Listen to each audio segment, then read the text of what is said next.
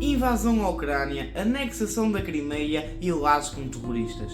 Bem, eu acho que a gente conhece a Rússia e o Putin, mas será que é verdade que a Rússia vive numa ditadura? Será o Putin um ditador? É isso que vamos descobrir neste vídeo. 1. A Rússia é uma república ou uma ditadura?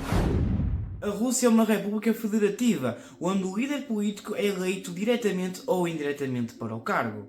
Divididas em 85 unidades federativas, agrupadas em 6 tipos de divisões: 22 repúblicas, 9 territórios, 46 regiões, uma região autónoma, 4 distritos autónomos e 3 cidades federativas. Um facto interessante é que cada um tem as suas próprias características, que claro, não dá para abordar aqui porque senão o vídeo teria 2 horas. Mas um facto interessante é que as unidades federativas consideradas repúblicas têm uma Constituição própria. Atenção, eles continuam a seguir a Constituição original da Rússia, mas têm a liberdade para terem a sua própria Constituição. Mas isso já não se aplica às cidades federativas, que apenas seguem a Constituição da Rússia. 2. Constituição e liberdade. A Rússia é um regime semipresidencialista. Logo, o presidente, neste caso o chefe de Estado, divide-se o poder com o primeiro-ministro. Na Rússia, o presidente só pode ter 2 mandatos seguidos e com a duração de 6 anos. E agora vocês perguntam, então, se só é possível 2 mandatos seguidos, como é que o Putin está no poder desde 1999? E é isso que eu vou explicar agora. E é simples, o Putin troca o cargo de presidente e de primeiro-ministro e é assim que ele se vai mantendo no poder. Vamos ver aqui os dados. Em primeiro nós tivemos o presidente Boris Yeltsin. Depois disso nós tivemos Vladimir Putin, que fez os 2 mandatos. Mas como eu disse, na Rússia só pode haver 2 mandatos de 6 anos. Então como é que o Putin continuou no poder sem ser presidente? É isso que vamos ver agora.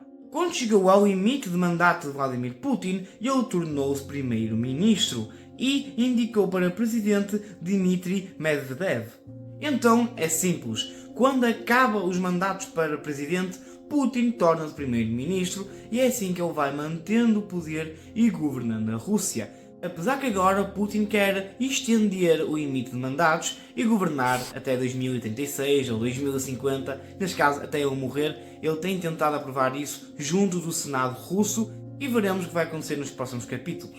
Além disto tudo, ainda existem 2 câmaras na Rússia, a Baixa, que é a Câmara Federal, e a Alta, que é o Conselho da Federação. Os deputados da Duma são eleitos a cada 5 anos pelo povo. E claro, o maior partido da Rússia é o partido de Vladimir Putin, que está aqui aparecendo na tela. 4. Conclusão. Pessoal, o que nós podemos concluir é que, na teoria, a Rússia é uma democracia, tem uma Constituição e tem liberdade. Mas na prática nós vemos que não é bem assim.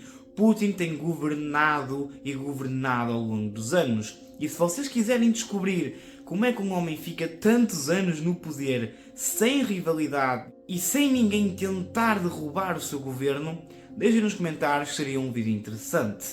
A Rússia atualmente é tudo menos democrática. Se nós formos ver os índices de democracia, nós vemos que a Rússia está num lugar muito abaixo, o que indica que, na prática, a Rússia é tudo menos uma democracia. Então é isto, pessoal, espero que vocês tenham gostado do vídeo. Se gostaram, deixem o vosso like. Se quiserem ajudar o canal, o link está na descrição. Muito obrigado por terem assistido e até uma próxima.